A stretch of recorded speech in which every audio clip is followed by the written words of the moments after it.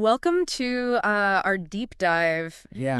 into this whole world of art forgery. It's Yeah. it's pretty fascinating and honestly kind of deceptive. Yeah.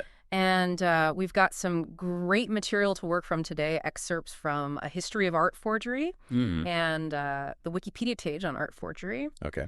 And we're going to try to unpack all the secrets and the scandals, all the crazy twists behind this practice that's been going on forever, right? Right. So are you ready to kind of explore how, you know, a masterful fake Yeah. can be basically indistinguishable from a legit masterpiece? Absolutely. And what's so interesting to me is that this desire to copy, to imitate, to even deceive Yeah. with art, it's not new. This Yeah. goes way back, like we can trace this back to ancient Rome Oh, with sculptors making copies, those famous Greek statues. mm. What's interesting is that back then, buyers probably knew they weren't buying originals. So it was more about just appreciating the skill, the craftsmanship, the stories behind the sculptures rather than, I guess, who actually made it. Yeah. Exactly. Yeah. Yeah, the artist's identity wasn't as crucial back then. Hmm. Art served different purposes. Yeah. Enjoyment, religious inspiration, storytelling. Right. It wasn't about the brand. The artist is a brand. Yeah. That came later.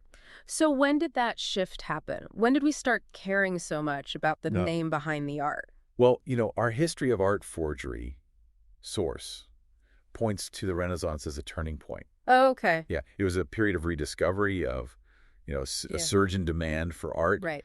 And with the unearthing of those Roman statues, right, it fueled a huge fascination with antiquities. Right. And suddenly the artist's signature was like synonymous with value, Hmm. like a form of currency even. Yeah, yeah. And yeah. this is when we see, artists like Michelangelo emerging, Right. not just as a brilliant artist, but also someone who really understood Yeah. the art market. Well, that's where that story of his forged sleeping Cupid comes in, right? Right. He treated the sculpture with acidic earth to make it look super old. Yeah. And sold it as, like an ancient Roman sculpture. Right. I was so surprised to read that he actually got to keep his share of the profits, even after everybody found out it was a fake. It makes you wonder, if that had a lasting impact Right. on the art market, Yeah. Did it make buyers more cautious? Right. Or did it just kind of reinforce the fact that even, the best artists are susceptible to making a quick buck? Yeah, for sure. It's interesting. It definitely adds another layer to how we view Michelangelo, right? It does. As like a creative genius, but also like a savvy businessman. Yeah. But he wasn't the only one dealing with copycats back then, Yeah. right? No, not at all. Our sources mention Albrecht Dürer, too. Right. He was so frustrated with people copying his engravings that he even put, curses on his work, Yeah. targeting anybody who would try to, pass them off as their own. I can understand his frustration. Oh, yeah. Imagine putting all that creativity and skill into a piece. Only to see it copied and sold without your consent. Right. It raises questions about ownership, Yeah. Mhm. attribution. What does originality even mean? Right, right. Yeah, it's interesting. And sometimes those copycats went beyond just basic imitation. Oh, yeah, for sure. Like that story of Abraham Wolfgang Kufner. Kufner, yeah. He swapped a real Dürer self-portrait Oh, wow. with a copy that he made. Wow. That is some audacity. That's bold. Yeah. Yeah, His scheme unraveled eventually. of course. The original turned up at an auction, but Right. it just shows you the lengths people would go to for Yeah. profit and maybe a little bit of notoriety. A little bit, yeah. It's like those art heist movies, where Right. the thief is in it for the thrill of the challenge as much as the loot. Yeah, totally. But let's shift gears a little bit. Let's talk about, bigger operations. Okay. Our Wikipedia source mentions these forgery workshops in 19th century Mexico. Oh, yeah. Those were fascinating. Yeah. They would employ these skilled artisans who would just pump out these fake pre-Columbian artifacts, catering to tourists, Yeah. So they were basically creating a whole industry with fake antiquities. Yeah, it's kind of crazy how the definition of authenticity can be so fluid, Yeah. influenced by what people want Right. and how our perception of art changes over time. Well, like that Olokun bronze head from Ife in Africa. Right. At first, people thought it was a fake. Yeah, because of how it was cast. Right. But then in 2010, modern analysis proved it was real. Yeah. It's a perfect example of how our understanding of art and technology is always evolving. Yeah. What we think is fake today could be real tomorrow. Right. It really makes you think about how we determine what's authentic, Yeah. the role of the experts in all this. It also makes me think about why people forge art in the first place. Is it always just about the money, or are there other reasons? That's a great question.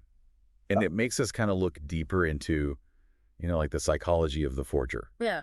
Some are obviously motivated by money, Right. but some have more complex motives. Maybe they want to expose what they see as like the hypocrisy of the art world. Right, like they're trying to make a statement. Exactly. Like they're saying, look, you guys are all about the money and the status, Right. not the art itself.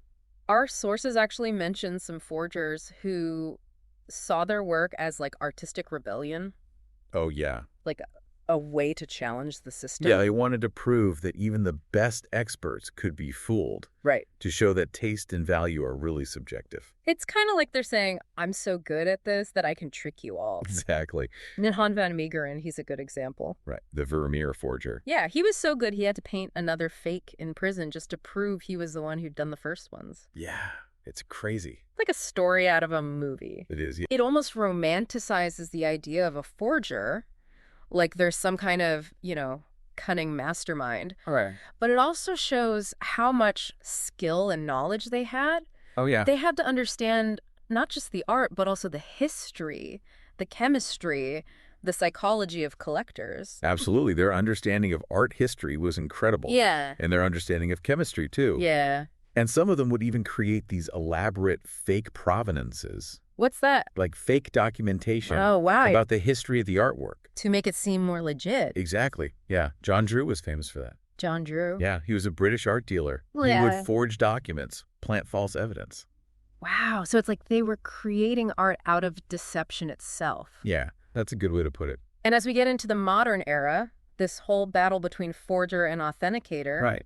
it gets even more complicated, right? Technology changes everything. So with all this new tech, is it even possible to stay ahead of the forgers?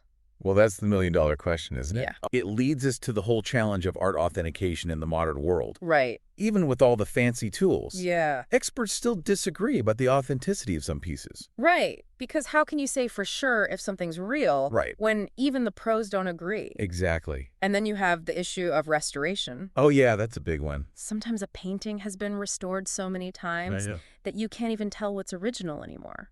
You're right. Restoration can really complicate things. Yeah. It makes it hard to tell what's conservation and what's alteration. Like the Getty Kouros. What's that? It's this ancient Greek statue, and they're still debating if it's real or not. Oh, wow. They actually display it with a label that says Greek 530 BC or modern forgery. So they're just being honest about it. I guess so, yeah. Which is kind of refreshing, Yeah. given how much money's at stake. Right. It just shows you how tricky this whole thing is. Yeah. But luckily, science is helping. Yeah. So. Well, you've got carbon dating, for one thing. Right, to figure out how old the materials are. Exactly. Yeah. And we have X-ray analysis. Mm-hmm. We could look at the layers of a painting. Oh, wow. We can do pigment analysis to see what the colors are made of. Yeah. And we even have digital image analysis now. Really? Yeah, to find tiny inconsistencies. So it's like a CSI investigation. Exactly. So for art. Yeah. But in this case, the culprit might be long gone. Right. And Nice. the real victim is the truth. That's a great way to put it. Yeah. But even with all this tech, is there still like a gray area? Oh, definitely. When it comes to what's a forgery, what's just a copy, Right. what's a genuine fake even? Right. There are definitely blurry lines. Like John Myatt. Oh, yeah. He used to be a forger, but now he openly sells his work as genuine fakes. I love that. Yeah. He collaborates with buyers Wow. to make pieces in the style of famous artists. So he's turned his like shady past into a legitimate art form. Pretty much, yeah. It really blurs the line between real and fake. Absolutely. And it raises some interesting questions. Like what? Well, like, does knowing a piece is fake Yeah. actually change how we see it? Hmm. If a painting makes you feel something, Yeah. if it tells a story, if you just enjoy looking at it, Right. does it matter if it was made by a famous artist or just someone really good at copying them? That's a good question. Yeah, it makes you think about what art really is. Yeah, what we value in it. Yeah. But before we get too deep into that, I think we should move on to the ethics of all this. Okay, yeah. This is where things get really interesting. Oh, for sure. It's not always just black and white. Right. There's a lot to unpack. All right, let's do it. Okay. Okay, so we've talked about how art forgery, isn't always so clear cut. Right. There's a lot of nuance when you start talking about the ethics of it all. Yeah, absolutely. Yeah. It's easy to just say that all forgery is wrong. Right. It's deception, it's theft. But as we've seen, the motives and the consequences can be really different depending on the situation. We've talked about forgers who are just in it for the money. Right. But what about those who are trying to expose the flaws in the art world itself? Right. Those who are using forgery as a form of critique? Yeah. Can we really call them criminals if they're not actually trying to get rich? That's a really good question. Yeah. Are they really harming the art market? Yeah. Or are they just showing us its contradictions? Like Right. Han van Meegeren, Yeah. some people say his fake Vermeers actually exposed how subjective art appreciation is. Hmm. You know, how we decide what's valuable can be kind of random. It's interesting to think about whether forgery itself can Yeah. be seen as a type of art, Yeah. especially when the forger is so skilled Right. that they can capture the essence of a master's work. Totally. It Yeah. blurs the line between copying and creating. Right. But we also can't forget about the people who get hurt by these forgeries. Yeah. It's not just about the buyers who lose money. Right. It's also about the artists who are being copied. Right. Their reputations are at stake. Exactly. And it's especially sensitive when we talk about fake Aboriginal art. Oh, yeah. That's a huge issue. It's flooding the market. Right. It's not just about economic exploitation either. Right. It's about cultural impact. Right. Because Indigenous art is so connected to cultural identity. Absolutely. To storytelling, Cool, to yeah. spiritual practices. That's all intertwined. When there are fakes out there, Right. it hurts the real Aboriginal artists. Of course, it takes away their income. Right. But it also threatens the integrity of their traditions. Right. It's like a double violation. Yeah. You're profiting off the art and the culture at the same time. Exactly. And it makes you think about who gets to decide if a piece of Indigenous art is authentic. Yeah. Should it be Western experts? Mm-hmm. Or should it be the Indigenous communities themselves? That's a really important point. Yeah. Because authenticity in this case goes way beyond just the materials. Right. It's about the cultural knowledge, Right. the history, the connection to the land. Exactly. If we let Western experts make all the decisions, Right. it just continues this power imbalance. Absolutely. So it's not just about spotting a fake. Right. It's about respecting the culture Yeah, and making sure that Indigenous voices are heard. I completely agree. This brings us to a bigger conversation about the art world in general Yeah. and how we figure out what's real in a world where technology is changing everything. Right. With all the advances we're seeing, Yeah. can we even create a system that's foolproof? Hmm. Will forgers always find a way to beat the system? It's like an arms race. Yeah. The forgers get better. Right. The authenticators get better. Right. It's this constant back and forth. So what does the future of art forgery look like? Right. Will technology eventually be able to spot every fake? Hmm. Or will human creativity always find a way around it? It's hard to say for sure. Yeah. But I think one thing is clear. What's that? As long as art is valuable, Right. people will try to forge it. Makes sense. And as long as artists are pushing boundaries, Yeah. there will be people who use forgery to make a statement. Right. To challenge the status quo. Exactly. So it's this constant tension yeah. between what's real and what's fake, Right. between wanting to create and wanting to deceive. It's fascinating. It really is. It makes us question what we think we know about art. Yeah, and what we value about it. Absolutely. You've really hit on something there. Thanks.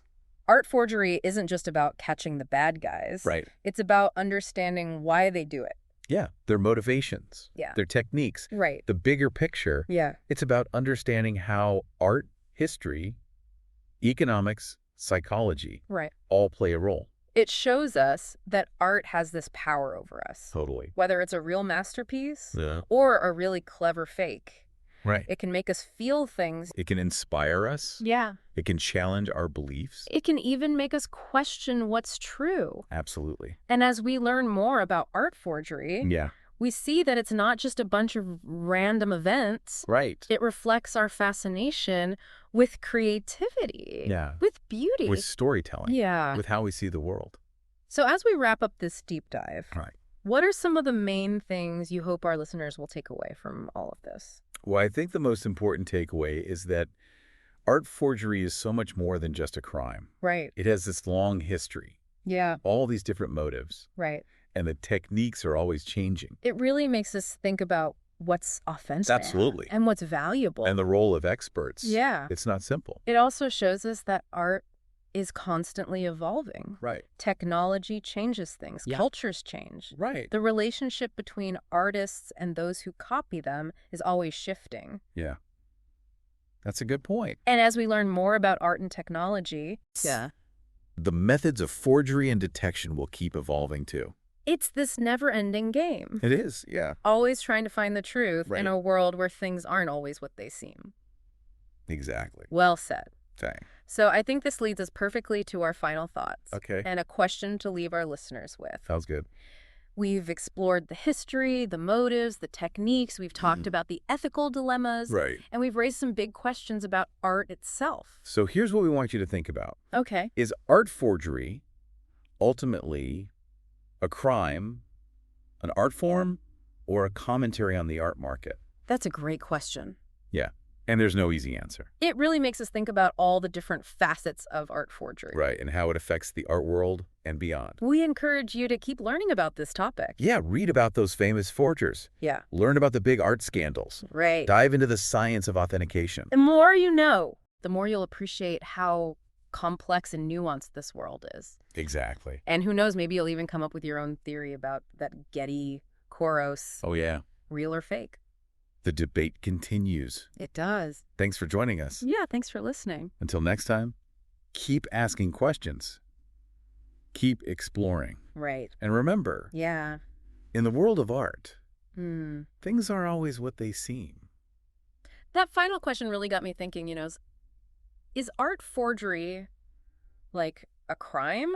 Or is it an art form in itself? Or is it more like a commentary on the whole art market thing? Right. It's like it's not a simple answer. It's tough. It really isn't. Yeah. It'd be easy to just put it in a box. Right. But when you think about all the reasons why people do it and the techniques and like what happens because of it, Yeah. it gets a lot more complicated. On the one hand, there's the straight up criminal aspect. Someone's Yeah. intentionally trying to trick people. They're causing financial harm to whoever buys the fake. And then you have to think about the real artist. Their reputation could be damaged. Absolutely. But then you have those cases like Michelangelo and the Sleeping Cupid. Right. Even he, a famous artist, got involved in forgery. Yeah.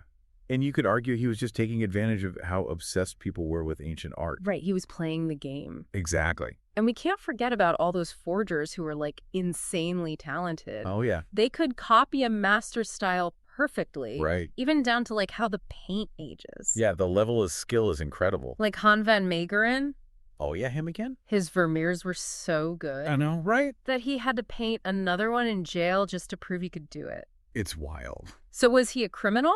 Right. Or was he like some kind of artistic genius messing with everyone? It makes you think. He was playing a high-stakes game with the art world, Yeah, testing how well they could really judge a painting. totally. And then there's that whole idea of forgery as a form of social commentary. Mm-hmm.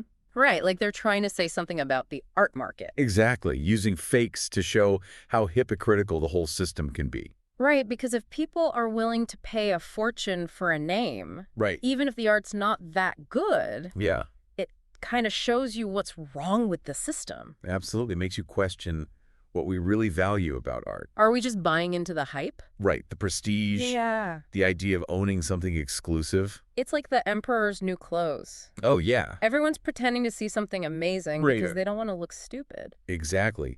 And art forgery kind of forces us to face those uncomfortable truths, Yeah, to be more critical, right? To look beyond the surface, to question what we're being told. to think for ourselves. So maybe art forgery can actually lead to something good, Yeah. even though it's based on deception. Maybe you can start conversations about ethics, Right. about how technology can help us authenticate art, Yeah. about being more transparent in the art world. It could push the art world to be better. Hopefully. And maybe it can even help us be smarter about the art we buy, Yeah. to appreciate the skill and the creativity, Yeah. regardless of who made it. Absolutely. That's a good note to end on. I think so too. So as we wrap up this deep dive, Yeah. we hope you've learned a lot about art forgery. It's a really fascinating subject. It really is. Yeah. It's more than just fakes and scandals. Right. It's Yeah. about history and motives and techniques. And ethics. It makes you think about what art really means. And how we value it. It's been a great conversation. I agree. We encourage you to keep exploring this topic. Definitely. Read about those famous forgers. Learn Yeah. about the big art scandals. And think about how technology is changing everything. The more you learn, Right. the more you'll see that the art world is Yeah. full of surprises and contradictions. Absolutely. It's been a pleasure talking to you about this. Likewise. Thanks for joining us on this journey into the world of art forgery. Yeah, thanks for listening. And remember, in the realm of art, Things aren't always what they seem.